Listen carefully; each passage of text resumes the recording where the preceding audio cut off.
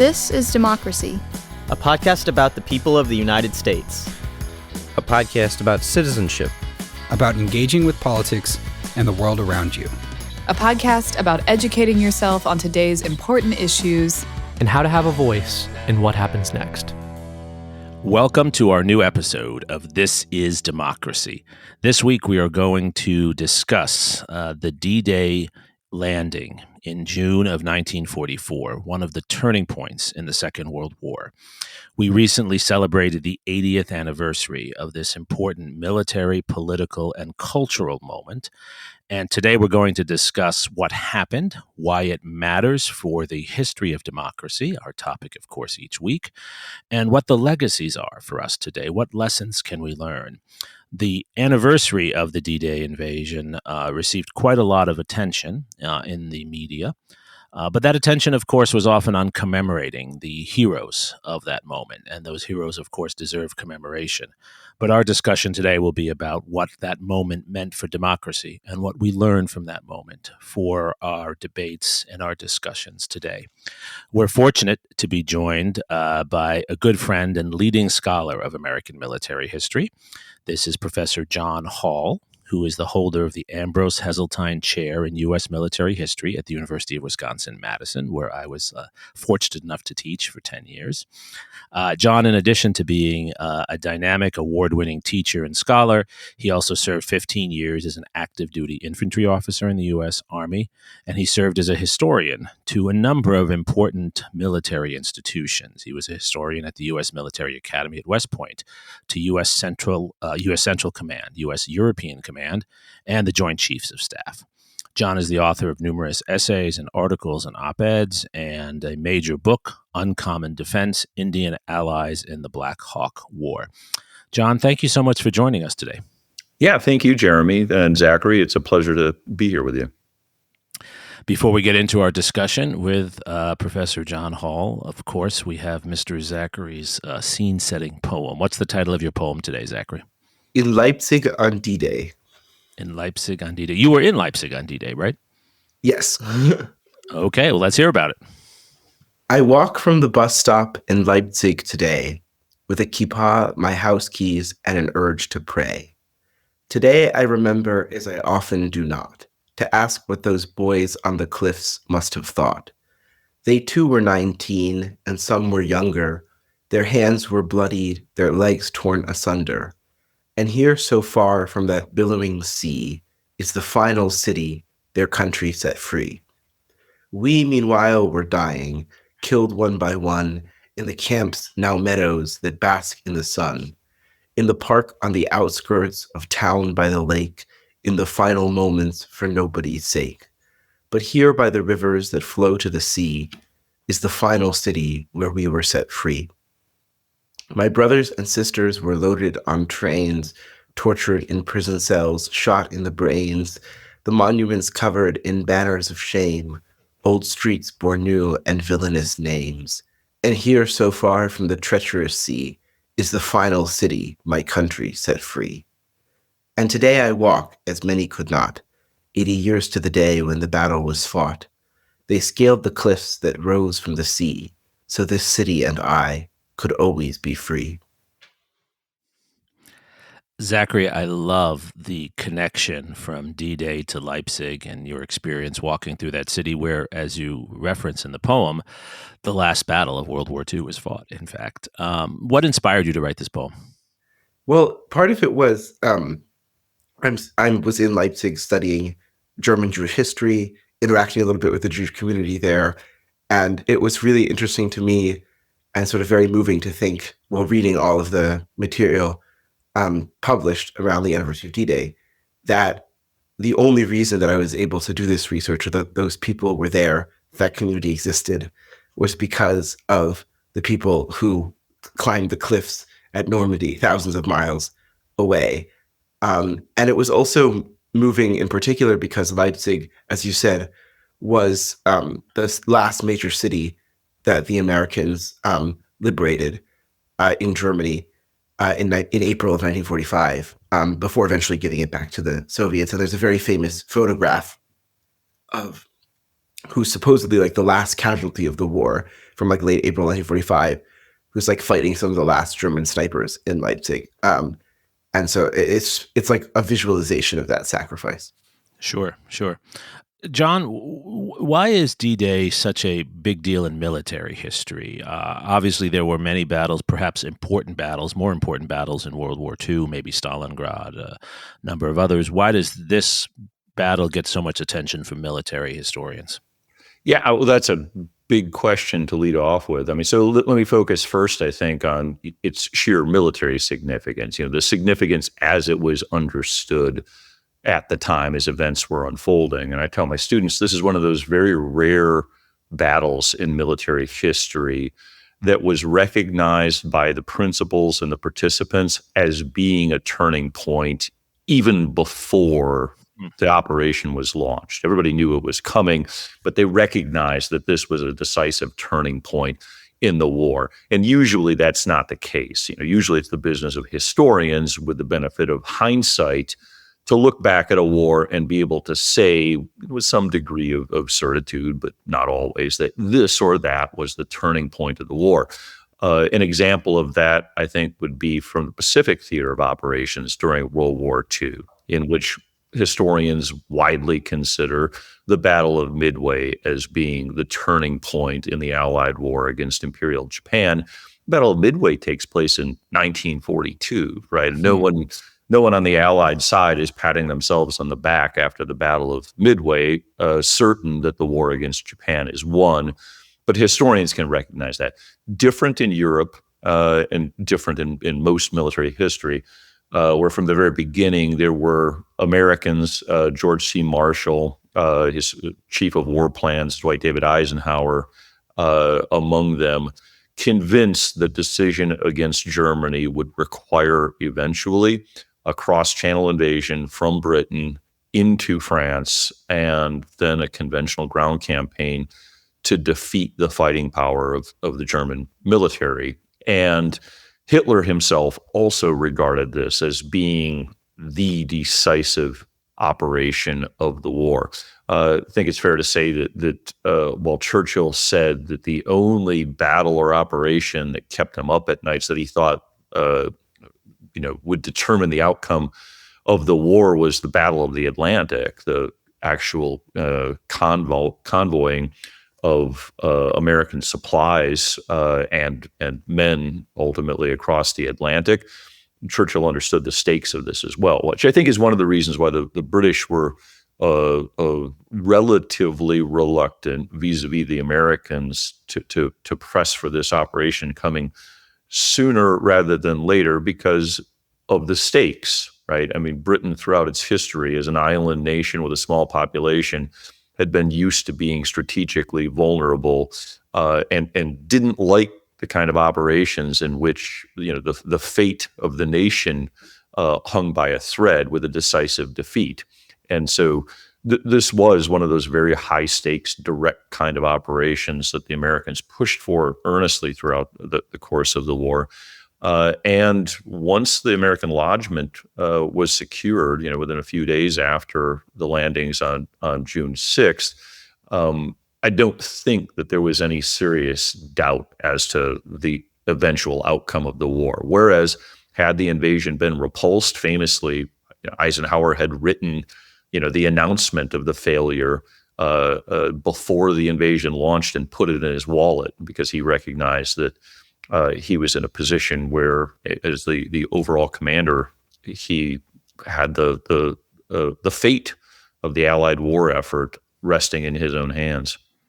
It's extraordinary to me rereading that handwritten note that Eisenhower writes that if it fails, which it might very well have, he was going to take full responsibility himself.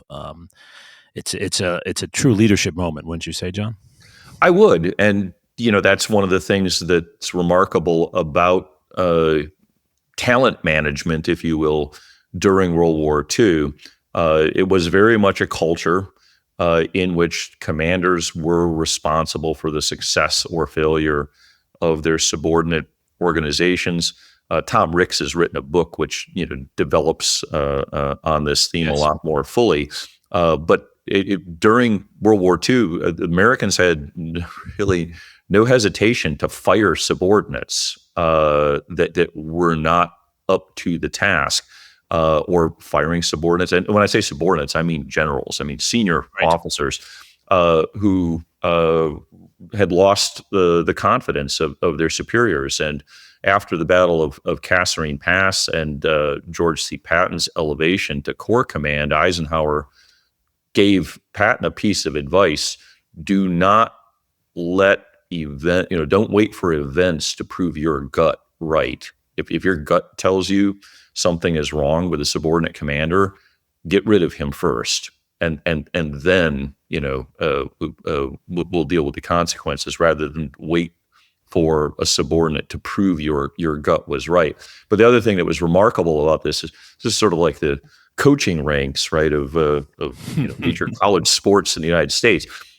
Getting fired didn't mean you were done. You didn't go home and take off the uniform. You went to a different position, and were still on the bench and available for subsequent service later in the war. But it's entirely in keeping with the ethos of the era and Eisenhower's own character as a leader. He would expect nothing less from any of his subordinates either than to take complete responsibility for what was in their remit. Wow. Zachary? Yeah, what was the reaction from the American public and the perception of D-Day at the time in the United States and in Europe? There were stories that we all sort of heard repeated in the last few days about sort of extra church services before the battle, and a sort of like real sense of unity. Is that true? And also, how has that perception, do you think, changed over time? Sorry, that's a lot. Well, yeah, so there was a tremendous amount of secrecy involved in this, right? I said earlier that there was no surprise that it was coming, right? Everybody knew that this massive invasion force was marshaling in England. Germany had its own spies able to relay information on the massing of this force. The real question was really just about the timing and then ultimately the location of the landings. And so the veil was not lifted to the public really until the actual invasion had begun, with the airborne drops in the wee hours of June 6th. And shortly after the operation had commenced, at that point, both the King of England, or the King of Great Britain, and the President of the United States were able to take to the airwaves and announce to their respective populations that this was happening, and asking for their prayers and their thoughts. And that's another indication of how significant, how momentous this particular operation was, right? That these leaders of their respective countries would take to the airwaves to implore their subjects and citizens to join with all of their countrymen to pray for the success of this endeavor. The interesting thing, though, about its immediate commemoration is once it was clear that it had succeeded, right? And so we know now in retrospect what a near-run thing this was on one of the 5 beaches, Omaha Beach. But on the other 4 beaches, it went largely according to plan. What didn't go to plan necessarily was the timetable for moving away from the beaches after the initial landings. But by the time the public got the details, the lodgment was already largely secure, and there was still a war to be won in 2 theaters of operations. Beyond that, it was also in the Mediterranean theater of operation. There's still an active war going on. And so neither side had any opportunity to really sit on their laurels and reflect upon this great success. And people were still fighting and dying. One of the participants in the invasion of Normandy said, on D+1, they weren't even thinking about D-Day anymore. They didn't think they'd won the war. I mean, they had moved from the frying pan into the fire of the Bocage country and had desperate fighting yet ahead of them. And even a year afterward, right? So you've had victory in Europe in May already of 45. So the 1 year anniversary of the landings at D-Day, there's still a war to be won in the Pacific. So no one is pausing to commemorate D-Day as being the signature accomplishment, even on its 1 year anniversary. You really don't see it emerge as this touchstone in American and Western history, American history in particular, until the 1950s. And what is it that happens in the 1950s, John, to make that shift? Well, the Cold War, right? The emergence of the Cold War has something to do with that. You've had in 1948 the publication of Eisenhower's memoir Crusade in Europe. So now you've got a primary text that sort of lays out the importance of the overall Allied war effort in the European theater of operations and the importance of this particular operation. You've got disappointment in Korea, and at virtually the same time, the Americans are able to turn to this great hero of World War II, Dwight David Eisenhower, the author of the Crusade in Europe, and veritably the author of the campaign plan, right, and the supreme Allied commander for the landings at Normandy, to rescue the country from what seems to be a low point as you've settled into static, interminable warfare in Korea and the mounting Soviet threat. This is a callback, right, to what is beginning to take form as a memory of America at its best and at its most powerful. And then the other thing that happens in the 50s is the dedication of the American cemetery at Colville by the American Battlefields Monument Commission, right? So there had been a temporary cemetery there from June 8th of 1944, but the ABMC is consolidating all of its European cemeteries and makes this one of the big 13 concentrations, this being the most important, right? On the bluffs overlooking Omaha Beach, the portal of liberation. And that cemetery is dedicated in 1956, which coincidentally is the same year that the Soviets occupied Hungary. It's the same year in which the U.S. adopted the "In God We Trust" national motto. And so it's metaphorically somehow the United States planting the flag again in 1956 on the bluffs overlooking Omaha Beach as a declaration of this is what we stand for and this is what we are willing to sacrifice to make sure that it is preserved. Is there a problem, John? And this is a question about D-Day, but it could be applied to various other battles that we commemorate historically.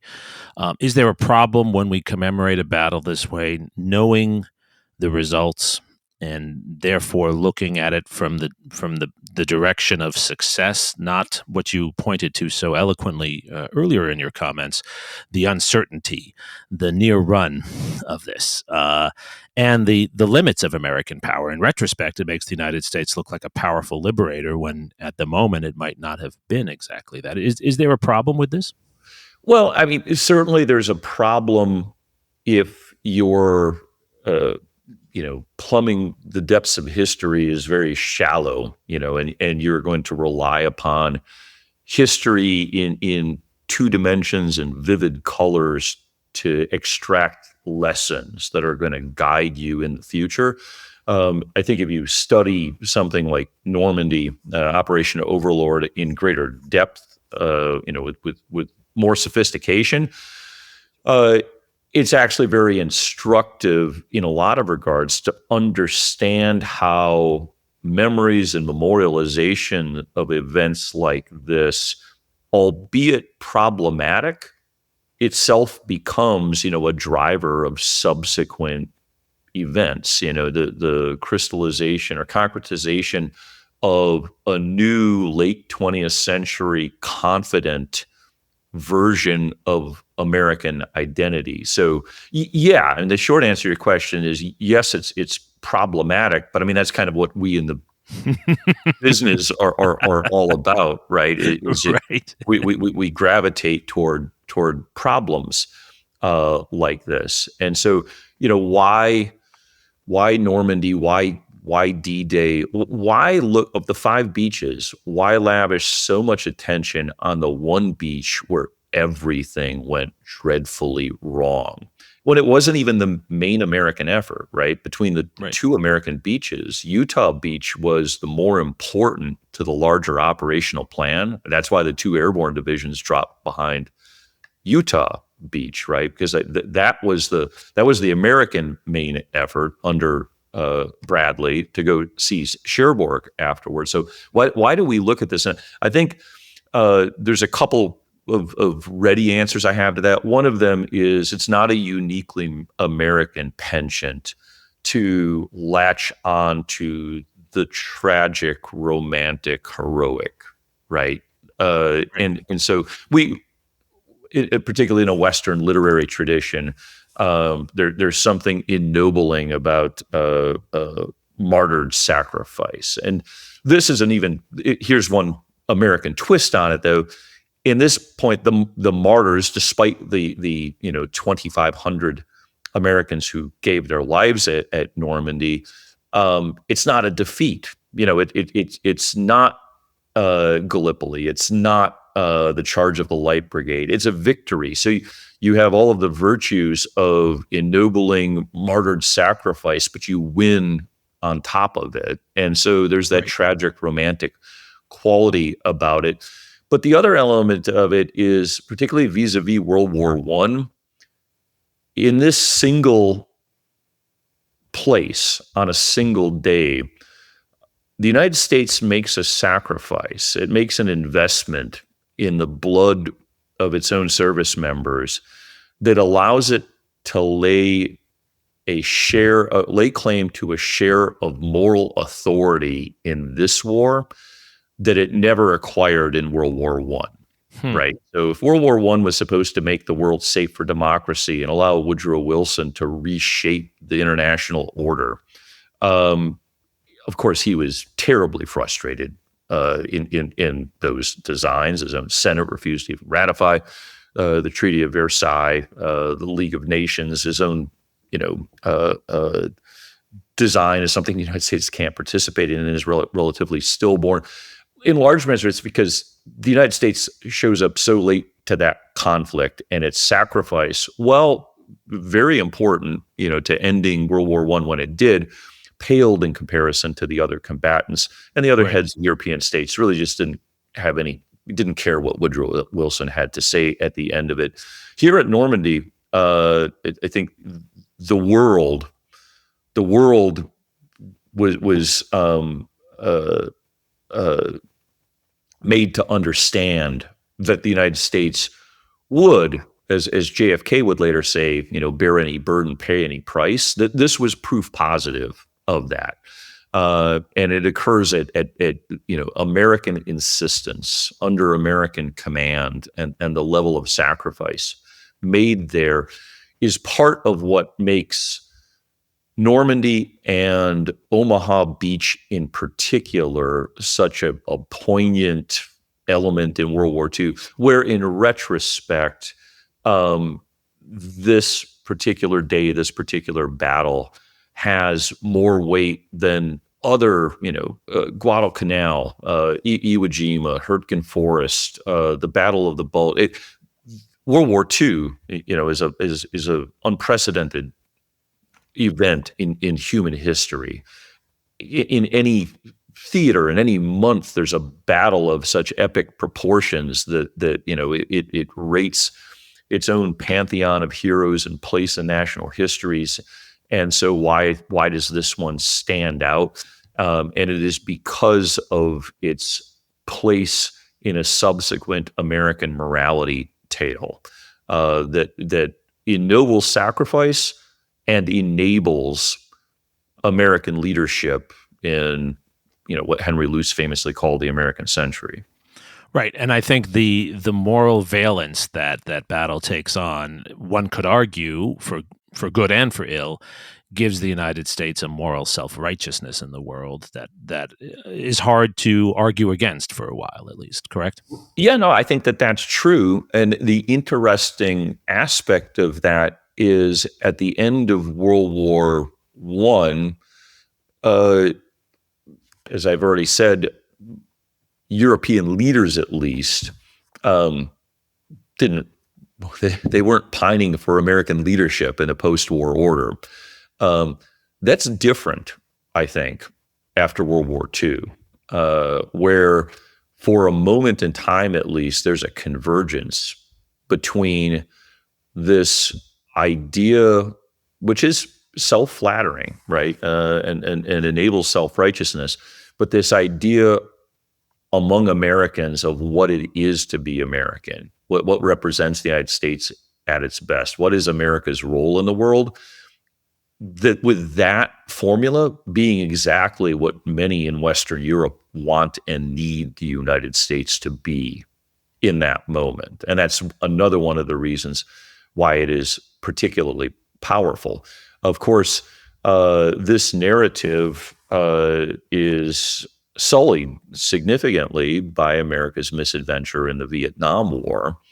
And, that moral valence of D-Day loses something when heads of state such as Lyndon Johnson invoke, Normandy to justify the war in Vietnam. I think many Americans come to question that formula and its underpinnings. But what's interesting is how readily they take them up again after we might call a decent interval following the end of that Vietnam War. By the late 1970s, Americans are very eager to remember themselves or restore themselves in an image that is cast by the light of Omaha Beach, which is why I think many scholars point to Ronald Reagan's 40th anniversary commemoration speech at Pointe du Hoc as being another seminal moment in the evolution of the importance of Normandy to American national identity. So the kind of pilgrimages to Normandy that are commonplace today. Every year there's a ceremony, and on the big anniversaries there's an even bigger ceremony. That wasn't really a thing until the 1980s. And I think that's partly, and ironically also, a legacy of the Vietnam War. Normandy is as important as it is to the United States today, not just by virtue of what it meant to the outcome of World War II, the course of World War II and its ultimate decision and the fate of Europe afterward, but also equally as much, arguably, by the need of the United States to reimagine itself in its best incarnation after Vietnam. This is the period, of course, when World War II acquires the luster of the good war, right? I mean, derived from the name of Studs Terkel's book of the same title, which was published the same year that Reagan spoke at Pointe du Hoc. Right. We have the mix of history and nostalgia there, certainly. Zachary? Yes. I'm wondering if you could maybe speak more to how the memory of D-Day and this image of Normandy that Reagan invokes in his sort of Boys at Pointe du Hoc speech, how that shapes and changes in narrative at the end of the Cold War, when we're sort of reimagining American relationships with Europe in a world without the Soviet Union. And obviously decisions made in that context and in the context and in the aftermath of that speech would shape the context that Biden gave his speech in last week. Yeah, so it's a very good question, Zachary. I think here is where we see some more of the problems that Jeremy addressed earlier, enter into the conversation in terms of the self-righteousness that is associated with this. So as long as you had this, epic contest between the Soviet Union and the United States during the Cold War, the United States conception of itself, its global talking points, its entire foreign policy was predicated on the idea that the United States led a liberal international order that stood for democracy and freedom and human rights and things like that. And it could stand, right, metaphorically on the sand and shingle of Omaha Beach and make this case with some kind of moral authority, which also licensed to some extent actions in the name of this broader cause that ran entirely against the grain of what the United States said about itself. But with the end of the Cold War, I refer to these as being like guy wires that had upheld a somewhat artificial bipolar world. These guy wires snap, and the world is thrown into not chaos, but a period of tremendous uncertainty and initially great promise. I think that the United States thought at that time, with the end of the Cold War, was probably aptly captured by the political scientist Francis Fukuyama in his now much derided essay and later book, The End of History, in which this contest is now won.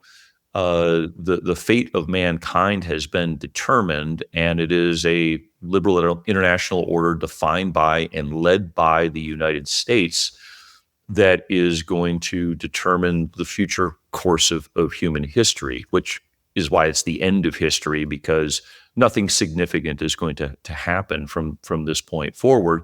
And of course, that's not the world that developed in the 1990s and certainly in the 21st century, despite an initial great promise that it would. The Pax Americana that was supposed to last millennia lasted about a decade before a new world order emerged. And I think that the United States probably was too confident in its own success and too confident in what it conceived almost as its birthright to be, the hegemonic ordering power of the world following the end of the Cold War, and that hubris has consequences. And I think certainly, had statesmen been able to foresee the world as it was rather than as they wished it had been, the United States would have made different choices in that era. I wouldn't go so far as to say the present antagonism with Russia is entirely derivative of the United States posture at the end of the Cold War, but the United States' posture and attitude in the immediate aftermath, I do not think were ultimately conducive to integrating Russia into the system that the United States thought was going to prevail. John, that brings us to the question I think we really wanted to close on, and it's a version of a question we ask every week, which is, how do we take this thoughtful, detailed, and brilliant historical accounting you've given us, and how do we use that going forward to think about democracy? And you've taken us right to that point. We've discussed the Ukraine war many times on this podcast with various guests. And I guess my question for you, the version of that for you, is how do we recognize, as you've detailed, the heroism, the good things that are represented, the virtues that are represented in the sacrifice and the leadership evident at D-Day, without taking on the hubris, without going too far. It seems to me that President Biden was trying to walk that line, but it's very hard when you're using D-Day to justify fighting a new war, a new proxy war in Europe against Russia. Yeah. On the one hand, Russian aggression is undeniable. It's not Hitlerite aggression, but it is serious aggression, and there is an American role to play, and D-Day reminds us of that. But the risk, of course, is that D-Day leads us to think that we're inherently liberators and that our power is unmatchable, when we know from the history of the last century or so that that's not the case. So how do we balance these things? How should we think about D-Day in the world today? Yeah, that's a great question. And any of my students listening to this are going to groan as I again invoke Ernst Renan, paraphrasing him, to say, part of being a nation is getting your history wrong. There is no such thing as a national identity that is compelling, that is based entirely on fact, right? I mean, any kind of identity is based partly on folklore, contrivance, national mythology that's inherently flattering. It's the national version of Lake Wobegon, right? All of the children are above average. I guess the thing I would say about D-Day is, if you recognize this about all peoples, this is not a particular foible of the United States. This is true, I think, of any people that have a national identity or a collective identity. Wouldn't you wish that they defined who they are by what is in fact the best about themselves? If you're going to have a national identity, that it is necessarily partly mythological, or at the very least selective and exclusionary, focused only on the good and ignoring the bad, should you not wish it to focus on the best and to aspire to be that way? So the namesake of my chair at the University of Wisconsin, Stephen Ambrose, another person who I would be remiss if I did not invoke in this conversation, was also essential to the elevation of D-Day and Omaha Beach to its place in the collective American memory today by his writings, particularly in the 1990s, which then gave way to the film Saving Private Ryan, the film adaptation, of the miniseries adaptation of his book Band of Brothers, of his book on D-Day. He called this his love song to democracy. And he was very, very explicit about his design in focusing so much of his work around this, as he meant it to be a civics lesson. He meant it to be a civics lesson for Americans, that they would aspire to live up to this standard, raised by what Tom Brokaw famously called the greatest generation. I mean, there are problems in that as well. And so in terms of achieving the balance, I think as an educator, one of the responsibilities that we have is to slaughter sacred cows that deserve to be slaughtered, to point out the myths that are actually harmful, the elements of this, synthetic national identity that are in fact odious, and to identify them for what they are. But at the same time, to give credit to ideas and generations and the participants in events who actually live up to and embody ideals to which I think most Americans continue to aspire to this day. And so, I think, again, the key as a historian is to understand D-Day in all of its complexity. And by that, I don't mean every single moving part of Operation Overlord and Operation Neptune, but to understand it's important to the events of 1944, 1945, the post-war order, but then also to understand it does remain very relevant today.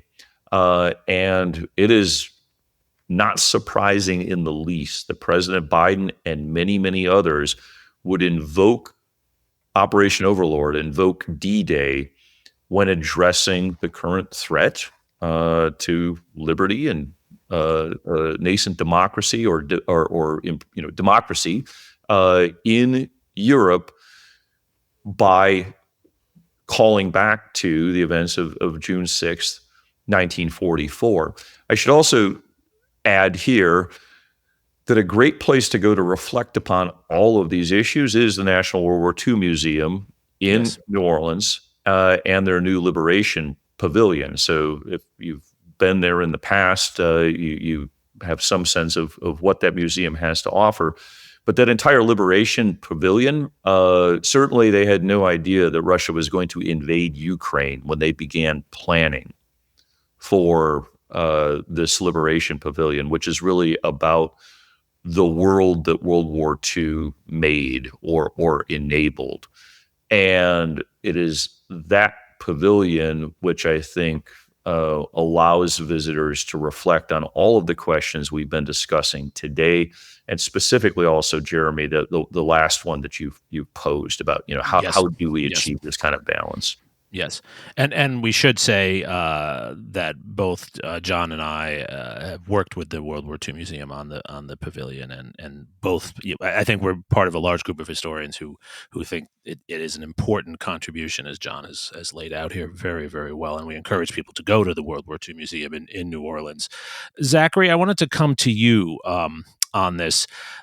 John has laid out a very good case for the relevance, the urgent relevance in some ways, of a complex and full understanding. There can never be a complete understanding, but a full understanding of D-Day.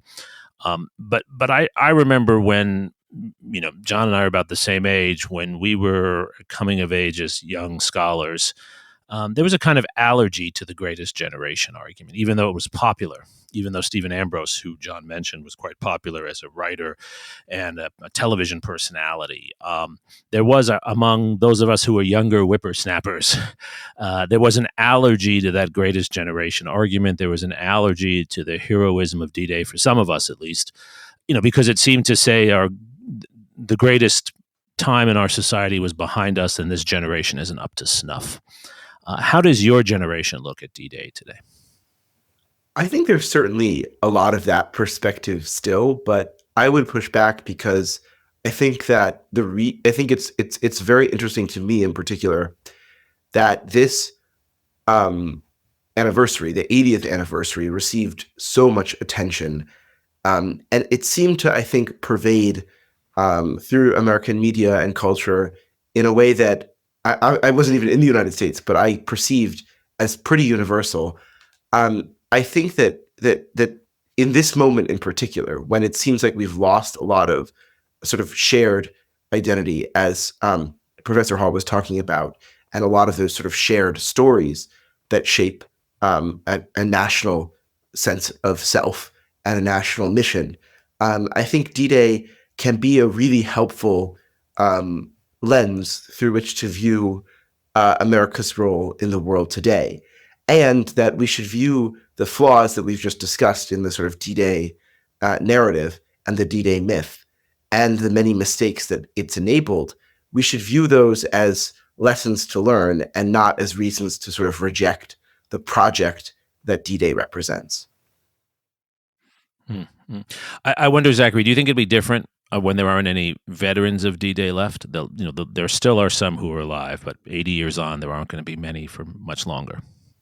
Yeah, I think one of the real worries, and one of the reasons why telling this history is so urgent right now, is that so many of the people who lived through these events, who for generations were the storytellers, and the parents of the storytellers, the sort of source of a lot of our memories of this moment, are no longer with us. And I think that is troubling. But I also think that, in a sense, the stories live on.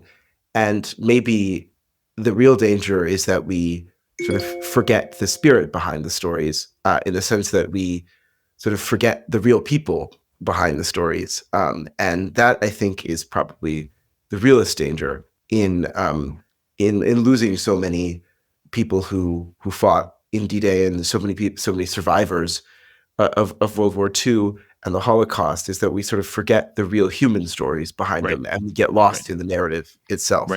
Right.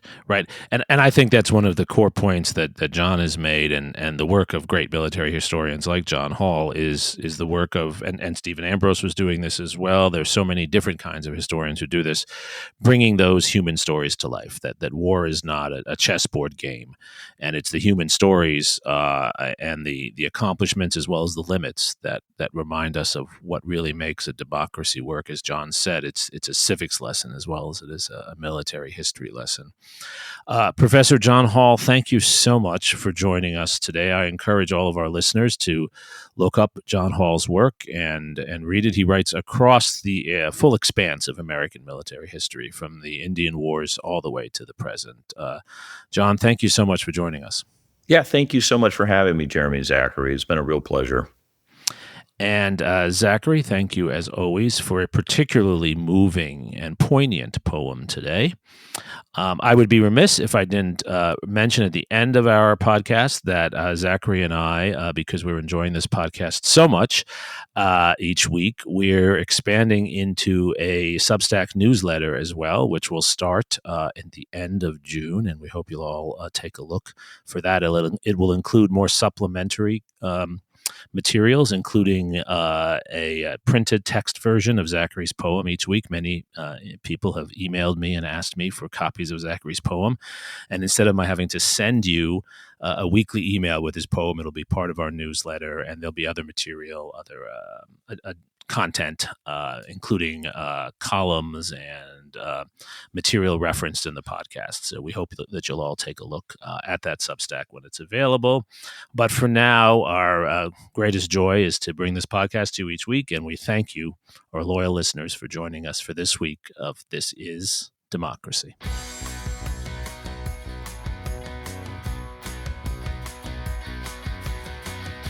This podcast is produced by the Liberal Arts ITS Development Studio and the College of Liberal Arts at the University of Texas at Austin. The music in this episode was written and recorded by Harris Codini. Stay tuned for a new episode every week. You can find This Is Democracy on Apple Podcasts, Spotify, and Stitcher. See you next time.